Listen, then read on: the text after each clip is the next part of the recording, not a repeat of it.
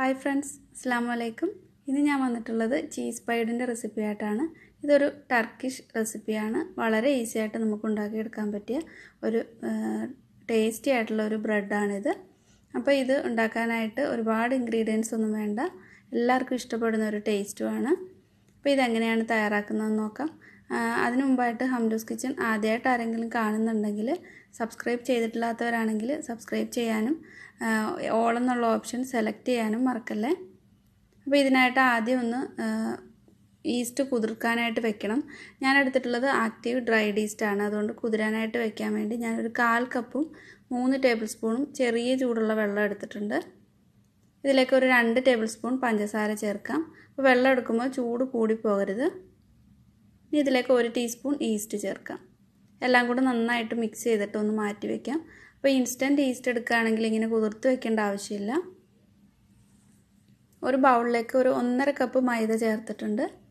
ഇനി ഇതിലേക്ക് ഒരു 3/4 ടീസ്പൂൺ ഉപ്പ് ചേർത്തിട്ടുണ്ട്. 2 ടേബിൾ സ്പൂൺ ഓയിൽ കൂടി ചേർത്ത് കൊടുക്കാം. ഞാൻ എടുത്തിട്ടുള്ളത് സൺഫ്ലവർ ഓയിലാണ്. ഒലിവ് ഓയിൽ ആയാലും കുഴപ്പമില്ല. എല്ലാം കൂടെ കൈകൊണ്ട് നന്നായിട്ടൊന്ന് മിക്സ് ചെയ്ത് കൊടുക്കാം. ഇപ്പോൾ ഈസ്റ്റ് ഒന്ന് കുതിർന്ന് വന്നിട്ടുണ്ട്. ഒരു 5 മിനിറ്റ് ഒക്കെ ആകുമ്പോൾ തന്നെ നന്നായിട്ട് ഒന്ന് പൊങ്ങി വരും. ഈ വെള്ളം കൂടെ ഇതിലേക്ക് ചേർത്ത് കൊടുക്കാം. അപ്പോൾ ഇൻസ്റ്റൻറ്റ് ഈസ്റ്റ് എടുക്കുന്നവരാണെങ്കിൽ ഈ മാവിലേക്ക് തന്നെ ഈസ്റ്റ് ഇട്ടിട്ട് ചെറിയ ചൂടുള്ള വെള്ളം അങ്ങ് ഒഴിച്ചിട്ട് കൈകൊണ്ട് നന്നായിട്ടൊന്ന് കുഴച്ചെടുത്താൽ മതി. ഇനി ഇത് നന്നായിട്ടൊന്ന് സോഫ്റ്റാക്കി എടുക്കണം. കുറച്ച് മൈദ ഒന്ന് കൗണ്ടർ ടോപ്പിലേക്ക് ഇട്ടിട്ട് നല്ലപോലെ ഒന്ന് സോഫ്റ്റാക്കി എടുക്കാം. അപ്പോൾ ഈ അളവിൽ ഒരു 4 അല്ലെങ്കിൽ ഒരു 5 പൈഡ് ഉണ്ടാക്കിയെടുക്കാൻ പറ്റും. കൈകൊണ്ട് നന്നായിട്ട് പ്രസ് ചെയ്തിട്ട് ഒന്ന് സോഫ്റ്റാക്കി എടുത്തിട്ടുണ്ട്. ഇതിൻ്റെ മുകളിലൊക്കെ കുറച്ച് ഓയിലൊന്ന് സ്പ്രെഡ് ചെയ്തിട്ട് ഒരു ബൗളിലേക്ക് മാറ്റി വയ്ക്കാം. എന്നിട്ട് ഒരു 1 മണിക്കൂറോളം റെസ്റ്റ് ചെയ്യാൻ വേണ്ടി വയ്ക്കാം. അപ്പോൾ ഈസ്റ്റൊക്കെ ഒന്ന് ആക്റ്റീവായിട്ട് നന്നായിട്ട് ഒന്ന് പൊങ്ങി വരും. അപ്പോൾ തണുപ്പുള്ള സമയത്തൊക്കെ ആണെങ്കിൽ ഒരു 1.5 മണിക്കൂറൊക്കെ വേണ്ടി വരും. നല്ല ചൂടുള്ള സമയത്ത് 3/4 മണിക്കൂർ അല്ലെങ്കിൽ 1 മണിക്കൂർ കൊണ്ട് തന്നെ പൊങ്ങി കിട്ടും. അപ്പോൾ ഇത് നന്നായിട്ട് ഡബിൾ സൈസിലായി വന്നിട്ടുണ്ട്.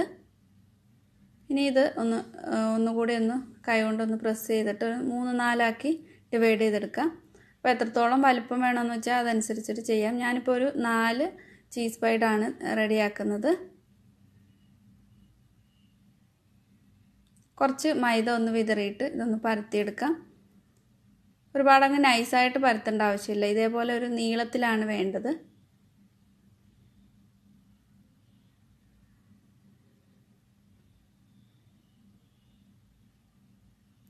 എന്നിട്ട് ഇതിൻ്റെ സൈഡിൽ നിന്നൊന്ന് മടക്കി കൊടുക്കണം. ചെറുതായിട്ടൊരു ബോർഡർ കൊടുക്കുന്ന പോലെ ഒന്ന് മടക്കിയിട്ട് വയ്ക്കുന്നുണ്ട്. എന്നിട്ട് ഈ ഒരു എൻഡ് ഇങ്ങനെ ഒന്ന് പ്രസ് ചെയ്ത് കൊടുക്കാം.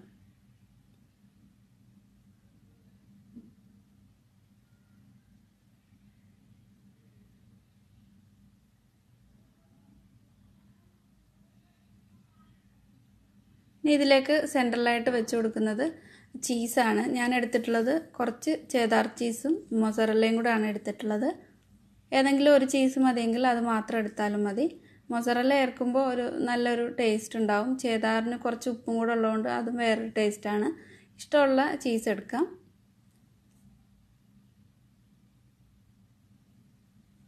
ഇപ്പോൾ ചീസ് ഇട്ട് കൊടുത്തിട്ടുണ്ട്. അടുത്ത ഒരു ചീസ് പൈഡിന് വേണ്ടിയിട്ട് പരത്തി എടുത്തിട്ടുണ്ട്. അതും ഇതേപോലെ തന്നെ ചെയ്തെടുക്കാം. അപ്പോൾ ഇത് ഞാൻ ഓവൻ ഇല്ലാതെയും കാണിക്കുന്നുണ്ട്.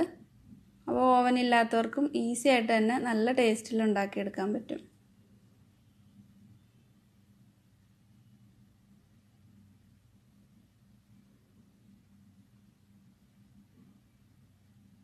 ഇതിലേക്ക് നിങ്ങൾക്ക് ഇഷ്ടമുള്ള ടേസ്റ്റ് എന്താണെന്ന് വെച്ചാൽ ഇപ്പോൾ ഒറിഗാനോ വേണമെങ്കിൽ അത് ചേർക്കാം.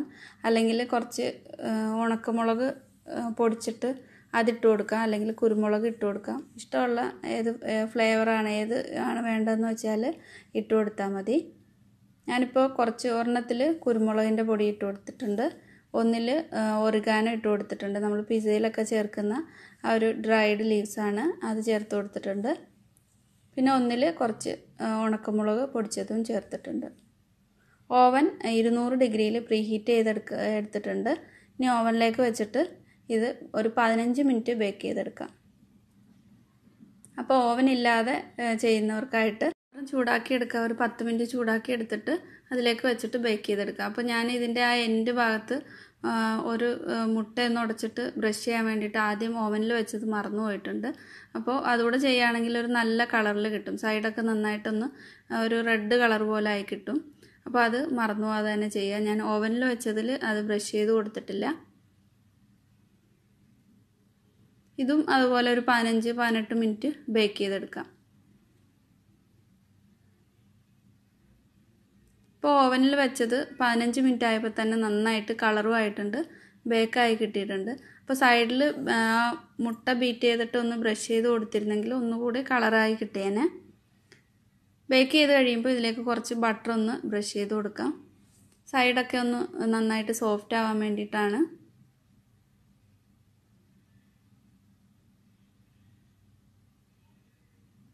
ഇതൊരു ചെറിയ ചൂടോടെ തന്നെ കഴിക്കാൻ നല്ല ടേസ്റ്റാണ്.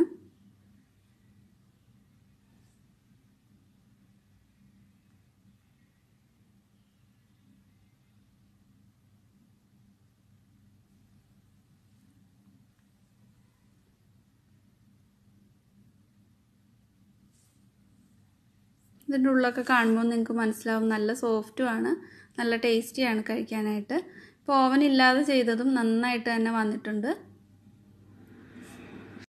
ആ മുട്ട ബ്രഷ് ചെയ്ത് കൊടുത്തതുകൊണ്ട് സൈഡിൽ കുറച്ചും കൂടെ നമ്മൾ ഓവനിൽ ചെയ്തതിനെക്കാട്ടിലും കുറച്ചും കൂടെ കളറും നല്ല കളറായി വന്നിട്ടുണ്ട്.